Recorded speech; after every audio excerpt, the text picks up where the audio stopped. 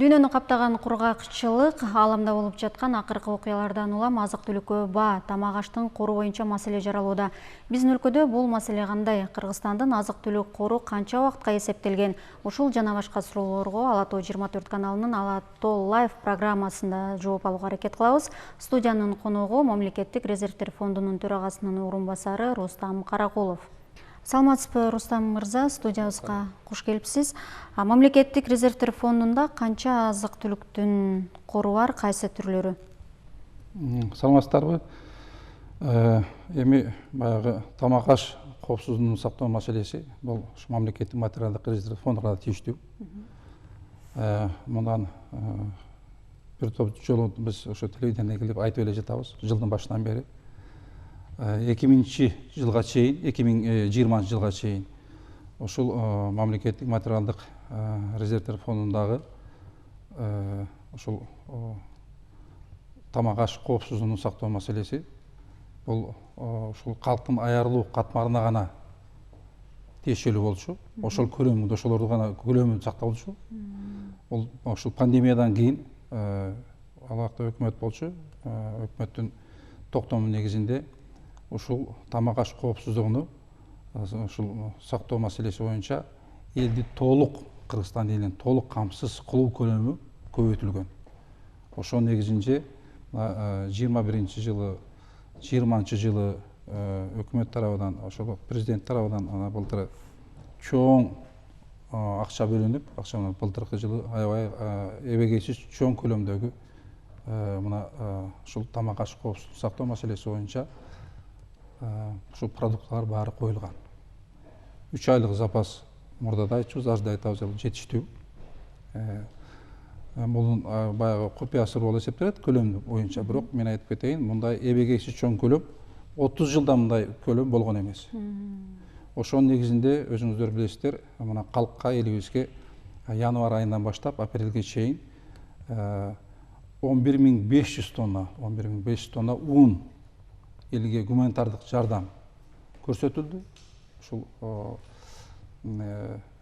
президент түздөн түз ушул эмеси менен буйругу менен кабинет министрлигинин ошолордун көзөмөлү менен бүгүнкү күндө биз баары ошол элге таратып бердик. Бул суммасы бул 500 миллиондон ашуу. 5 миллиондон ашуу сумма менен ошол биринчи ошол ун менен камсыз кылдык элди. Таратып бердик гуманитардык жардам катары. Андан сырткары өзүңүздөр билесиздер, мына Украина менен Россиянын ортосундагы болгон азыркы маселе, ошол жанагы спецоперация боюнча Россия баягы импорт буудайды токтотуп койду. Импорт буудайды. Сахарга да квота коюп койду, токтотуп койду. 1 июлга чейин деп алар 30 июлга чейин сурап койгон. Ошонун негизинде бүгүнкү күндө биздин мына мукомольный предприятиялар ошол бүгүнкү күндө ошол буудайын ала албай токтоп калган болчу. Ошонун негизинде мына бүгүнкү күндө кабинет министринин токтомдорунун негизинде бүгүнкү күндө ошолорго буудай чыгарып берип, алар буудай берип атабыз ошолорго сатып. Ошол антимонополия цена коюп берди, ошолорго 24 сомдон биринчи коюп берди азыр. Биринчи 34 000 тонна чыккан болчу. Ошол элди ун менен камсыз кылуу маселеси боюнча. Мына кечээ күнү дагы 10 000 тонна чыкты. Жалпы болуп мына 44 000 тонна буудайды брондон чыгарып мамлекеттик материалдык резервден элди ушул биринчи, эми ун да биринчи маселе, ушул ун менен камсыз кылуу маселеси боюнча биз толук бүгүнкү күндө аткарып атабыз. Андан сырткары мына май маселеси боюнча өзүңүздөр билесиздер, мына март апрелде май көтөрүлүп кетип, анда да элди май чыгарып бүгүнкү күндө ушул өкмөт тарабынан былтыр ошол мезгилде жараша эле эмеде шекерде чыгарып бердик, эмеден брондон чыгарып элге сатып бердик арзан баада. Ошол эле мезгилде бүгүнкү күндө ушул мамлекет тарабынан азыркы күндө 5 миллиарддан ашуун акча бөлүндү. Ушул мамлекеттик материалдык резервди кайра толтуруу маселеси боюнча. Кечиресиз, сиздер ошондо мисалы үчүн азыр бүгүнкү күндө биринчи кезекте буудайды саттык, un ишканаларына деп айтып атасыз да. Анан ал ундар, буудайды сиздер кайсы жактан сатып аласыздар? Кыргызстандын өзүнөнбү же болбосо чет мамлекеттерденби? Биз чет мамлекеттен да сатып алабыз, Казакстандан, Россиядан, баашына жараша арзан. Анан өзүнүн дыйкандарды колдоо маселеси боюнча жылына ошолордон да өзүдөн сатып алабыз. Былтыркы жылы бир 15 000 тонна деген болчу сатып алуу маселеси Кыргызстан дыйкандардан. Былтыр бир 9 000 тоннага чейин сатып алдык. Андан ашык жерде болгон жок буудай. Быйылкы жылы 25 000 тонна сатып алуу деген маселе бар. Бүгүнкү күндө акча маселеси чечилген бар. Кудай буйрса, мына уже Баткен ош тарапта уже июндун 10-15-теринен кийин уже башталып калат чабуу. Биз ошолордон сатып ала баштайбыз ошо буудайларды. Андан сырткары мына быйыл 3 айлык камсыздоо маселеси боюнча толук бүгүнкү күндө бар. Азыркы күндө мына коомчулукта ошол кумшекерге болгон баа маселе болуп атат да, мисалы кымбаттап атат депчи. Анан дүкөндөр дагы аны сатып алууга мындай чектөө киргизди да. Ошол эле мисалы үчүн Россия Федерациясы деле 1-2 килограмм кумшекер алса, анын баасы арзан, андан көбүрөөк алса, ага көбүрөөк баа коюп койду да. А бизде сиздер кандай чыгарып атасыздар кумшекерди? Кайсыл баада сатып атасыздар, кимдерге? Бүгүнкү күндө биз мамлекеттик материалдык резерв фондуга кумшекер боюнча бүгүнкү күндө заложили. Өзүм өлчөмдүү көлөмдө бүгүн койдук. Андан сырткары бир 15-20 күндө болуп калды. Кайра биз 12 500 тоннага кайра договор түздүк. Алар жолдо келе жатат. Өзүңүздөргө сатып алган? Өзүбүз сатып алганга, биз сатып алганга залаш эткенге. Бүгүнкү күндө чоң объем бүгүнкү күндө бар. Өкмөт тарабынан эгер ошол элди камсыз кылуу маселеси боюнча эгер токтом чыгарса, буйрук берсе, биз сөзсүз түрдө чыгарабыз. Анын ценасын чыгаруу маселесинин ценасыны, баасына антимонополный орган коюп берет, рынокко жараша коюп. Себеби ар бир товардын өзүнүн себестоимости болот да, баасы келип түшүшү, ошонун негизинде антимонополный орган эсептеп, анан ошонун баасын коюп берет. Кумшекер маселеси бүгүнкү күндө чынында Россияда да квота коюп койду биринчиден. Казакстанда бизден кымбат азыр. Бизде кээде 90 сом айланасында отурган болсо, Казакстанда 120 сом айланасында турат азыр. Ошол кичине кымбатыраак болуп атат. Даже Бразилиядан да кымбатыраак болуп атат. Кымбат болуп атат быйылкы жылы бул бүт рынокко жараша экен. Бирок ошол кымбат болсо да ошолорду алып келип элди камсыз кылууга биз ошол иш жүргүзүп жатабыз. Бүгүнкү күндө объем бар. Калган объемдер дагы келе жатат. Жана айтпадымбы, 5 миллиарддан ашуун акча бөлүндү быйылкы жылы. Ошого буудайга, ошол эле кумшекерге, майга. Бүгүнкү күндө майда бүт региондорго келип биздин кампаларда турат. Эгер керек боло турган болсо, ошо элди толугу менен алып жетебиз. Сиз сөзүңүздүн башында айтып кеттиңиз, биз мурда аз камсыз болгон үй бүлөлөргө гана чыгарчубуз, сатчубуз деп айттыңыз, арзан баада. Азыркы күндө кандай учурда ошол баа көтөрүлгөн убакытта эле сиздер ошо базарга чыгарып атасыздарбы өзүңүздөрдүн кордогу продукцияларды, же болбосо кандайдыр бир абал түзүлгөн, өзгөчө абал түзүлгөн учурда гана чыгарасыздарбы? Бул эми ар бир могу чыгаруу маселеси, бородон чыгаруу маселеси бул кабинет министров өкмөт тарабынан чечилет. Бул кимге таратып, кимге бул эми таратып берүү маселеси да бул. Бирок бул быйылкы жана айтып атканымыз мындай болчу да, тиги мурда ошол көлөмүбүз ошол айырылуу элдин катмарын гана обеспечить этип турган гана көлөм болчу да. Азыркы көлөмдөр, бүгүнкү көлөмдөр бул Кыргызстан мамлекетинин баары калкты камсыз кыла турган объемдер бүгүнкү алынып жатат да.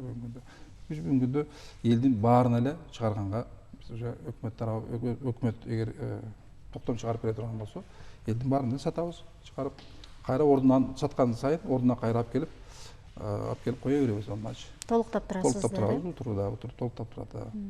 Сиздердин ошол сатып алганыңыздар, мисалы үчүн жеке тараптар же компаниялар сатып алган, ошолор алып келген, алар да көбүнчө алып келип, мисалы импорт кылышат, кайра бизден экспорт кылышат. Ошолордон эмне айырмасы бар? Эми алар бизнес структуралар баягы определенный объем деле гана алып келет да өзүгө. Утур келип алып келип сатып отуруп кайра толтуруп турат да. Бирок биз ошого биз көбүрөөк объем алып келип сатабыз. Ошол эртең керек болот учурганда ошол элди камсыз кылганга. Алар деле ушул алып келип сатышат, бизнес структура алып келип, май алып келип атат, сахар алып келип атышат. Мына кайыңды кант деле азыр тростниковый эме боюнча алып келишти, сырьёну алып келип бүгүнкү күндө алар да чыгара баштайт. Кудай буюрса, мындай таңкыс кумшекер маселеси таңкыс болбойт. Бирок баасы кичине кымбат болушу мүмкүн, бул эми рынокко жараша. А сиздер ушул канча түр продукцияны сактайсыздар? Эми булар баары купуя сыр, эми ар бир мамлекеттин өзү ушул мамлекеттик резервде сактоо биринчиден ушул аттары, анан көлөмдөрү бул купуя сыр болуп эсептелет. Но биринчи эсеп жанагы мен эле айткан буудай, кумшекер, май бул маселеси бар бизде. Андан сырткары да товарлар бар, эми алар көбү купуя сыр. Эми биринчи товарды биз айтып эле атабыз, май, сахар дейбиз, ун дейбиз айтып атабыз, муну эл баары да билет. Первый необходимый товарлар да булар. А ушул кумшекер боюнча сурагым келип атат да, мисалы үчүн биздин өзүбүздө чүйдө аябай көп көлөмдө кант кызылчасы эгилет, анан кайыңды кант заводу кумшекер чыгарат эмеспи? Алардан сиздер мисалы үчүн кумшекерди эле эмес, кызылчаны дагы сатып аласыздарбы же ал сиздердин жумушуңуздарга кирбейби? Биз эми баягы готовый продукцияны сатып алабыз да, чтобы элди ушул тез убакта, керектүү убакта ушу камсыз кылуу маселеси боюнча. Тиги заводдор болсо, конечно, сырьё сатып алышат дагы, анан кайра алар да готовый продукция чыгарат. Биз андай бизде завод жок. Биздики только готовый продукция сатып алабыз. Ошонун негизинде элди кайра биз камсыз кылабыз ушул. Мына ушул өзүңүз айтып кеткендей, Украина менен Россиядагы окуялардан улам. Украинада эң көп көлөмдө буудай Украинанын аймагында өстүрүлчү, анан азыркы кырдаалга байланыштуу эгилбей калды. Ошондон улам буудай, унда тартыштык жаралышы мүмкүн деген божомолдорду айтып атышпайбы дүйнөлүк окумуштуулар? Анан бул бизге кандай таасир тийгизиши мүмкүн? Сиздер сатып алганда кайсы жактардан тактап айтып кете аласызбы, сатып аласыздар? Эми биз айрыкча Украинанан буудай сатып алган эмеспиз. Эми бул маселе Европа тарапка кичине влиять этиши мүмкүн. Бизге ал влиять этпейт. Мындайча айтканда, биз буудайды Казакстандан же Россиядан сатып алабыз. Түздөн түз ошо качан мурдатан бери эле ушул жактан. Көп жылдан бери ошо Кыргызстандан 30 жыл болуп аткан болсо, 30 жылдын ичинде эле ушул импорт ушу Казакстан, анан Россия болуп эсептелет. Бизге андай буудай маселеси болсо таасири тийбейт. Май маселеси боюнча деле ошондой. Май маселе бүгүнкү күндө проблема май маселеси жок. Бүгүнкү күндө биздин жана айттым, мына азыр мурда Ошто болчу кампаларыбыз, быйылкы ошто Баткен областыны камсыз кылуу үчүн быйыл биз Кызылкайда да ачтык кампаны. Азыр май маселеси, ошол тамак аш эмеси, ошол быйылкы жылы быйылдан баштап Баткен облусу ушул Кызылкайдан ошол жерден таратылат. Буудайды Казакстан, Россиядан 30 жылдан бери эле сатып келатабыз деп айтып атасыз да, анан кийин биздин дыйкандар өздөрү дагы буудайды өстүрүшөт. Эми Кыргызстан өзүн өзү камсыз кылганга жетпейт, албетте. Ошол эле учурда кээ бир учурда буудайлар арзан болуп кетиши мүмкүн. Ошол арзан болгонуна байланыштуу дыйкандар аны экпей коюшу мүмкүн бир жылдачы. Ушундай бир өйдө ылдый нерселер болуп турат да. Сиздер канча көлөмдө сатып аласыздар биздин дыйкандардан буудайды? Дыйкандардан жылда эле бул Айыл чарба министрлиги тарабынан булар өзү эсептелет. Канча өндүрөт жылына. Ошонун негизинде анан булар өзү квота түзөт. Былтыркы жылы 15 000 тонна болчу, бирок 15 000 тонна алганыбыз жок. Жана айттым, мен 9 000 тонна алдык. Быйылкы жыл 25 000 тонна өкмөттүн ошол токтому чыккан. Тескемеси, ошо тескеменин негизинде быйылкы жылы 25 000 тонна алабыз. Анын үстү ага мен жана айттым, акча да бар. Анан может андан көп деле өндүрүлөт. Мукомольный азыркы айтып атпайбы, мукомольный предприятиялар азыркы ошолор деле алар сатып алышат Кыргызстандан.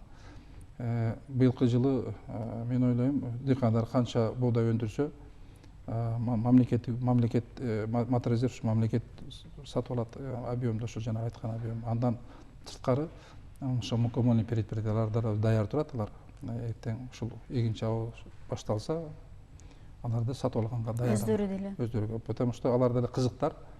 Себеби ушул өздөрүнүн ишканасы иштеш керек да. Ишканада ал жерде канча адам иштейт, ал жерде аларды багыш керек. Аларды өздөрү бүгүнкү күндө иштеп жатат. Алар менен биз тыгыз байланышта чогуу иштеп атабыз булар менен. Сиздер ушул бизге эң зарыл болгон, биринчи кезекте зарыл болгон азык түлүктүн 9 түрү бар да негизичи. Анан ошолорду Казакстан, Россиядан башка дагы кайсы мамлекеттерден сатып алып, өзүңүздөрдүн фондко сактайсыздар? Эми айрыкча ошол импорт болгондо биз баягы кээде тендер болуп калат. Өзүнүн номенклатура товарларды биз түздөн түз алабыз, заводдордон. Россиянын көбүнчө эле ушул айрыкча ошо Россиядан же Казакстандан алат. Көп эле. Анан өзүнүн ички меден рыноктон алабыз тоже. Ошо керектүү оокат азыктар болсо тоже сатып алабыз. Бул маселе боюнча да. Анан кайра борондон чыгат, борондон чыгарганда сатылат. Өкмөттүн негизинде жана айтпадым, өкмөттүн токтомдору негизинде өкмөт чече турган болсо жанагындай гуманитардык жардам катары берилет. Мына быйылкы жылы жана айттым го, 500 миллиондук онду элге мына гуманитардык жардам катары берилди да. Мен бул безвозмездный деп коет. Безвозмездный ушул элге гуманитардык жардам көрсөтүлдү. Мындай чоң объем мен ойлойм акыркы бир 10 жылда мындай болгон эмес болчу, чын айтканда. Чоң рахмат, Рустам мырза, биздин студияга келип, ушул мамлекеттик материалдык резервдер фондундагы азык-түлүктүн коруу боюнча кайсы жактан алып, кандай учурда элге базарга чыгарып сатасыздар, ушул боюнча жакшы маалымат бергениңиз үчүн иштериңиздерге ийгиликтерди каалайбыз. Рахмат. Урматтуу телекөрүүчүлөр, сиздер Ала Тоо 24-түн Ала Тоо лайв программасын көрдүңүздөр. Биз азык-түлүк коопсуздугун мамлекеттик материалдык резервдер фондунун төрагасынын орун басары Рустам Каракулов менен сүйлөштүк. Көрсөтүүнү мен Бурулай Сурманкулова алып бардым. Биздин каналдан алыстабаңыздар.